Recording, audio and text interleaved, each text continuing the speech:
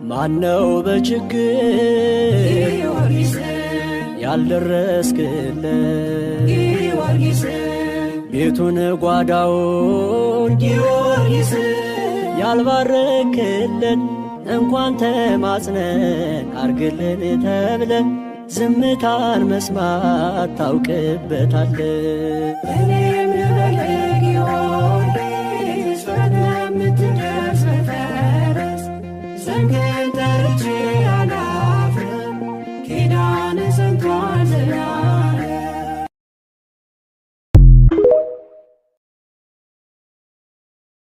አዶናይ አስገራሚ የተባለ ታሪክ መስራት ችሏል። በኢትዮጵያ ቲክቶክ ታሪክ ታዲያ ታይቶ በማይታወቅ ሁኔታ እንግዲህ እንደምትመለከቱት ከ150 ሺህ በላይ ድምጾችን በማግኘት የመጀመሪያው ቲክቶከር መሆን ችሏል። በስግጥ ፍምስና እንዲሁም ደግሞ በተለያዩ በጎ ተግባሮቹ የምናውቀው ወንድማችን አዶናይ እንግዲህ በኢትዮጵያ ሕዝብ ዘንድ በከፍተኛ ሁኔታ ተቀባይነት ማግኘት እንደቻለ እንግዲህ ሁላችንም የምናውቀው እውነታ ነው። ለዲቻ ቦይሶችና እንዲሁም ደግሞ ለቆሎ ሻጭ ለነበረችው ነፃነት ያደረገው መልካም ተግባር በበርካታ ኢትዮጵያውያን ዘንድ አድናቆትና እንዲሁም ደግሞ ምስጋናን አስችሎታል።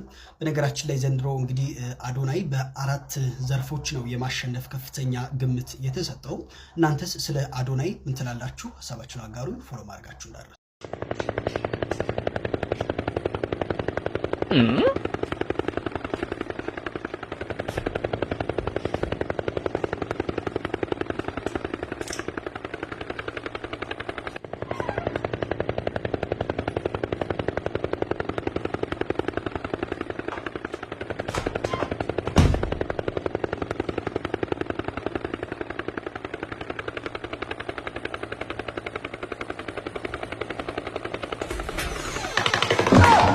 哎呦我的妈！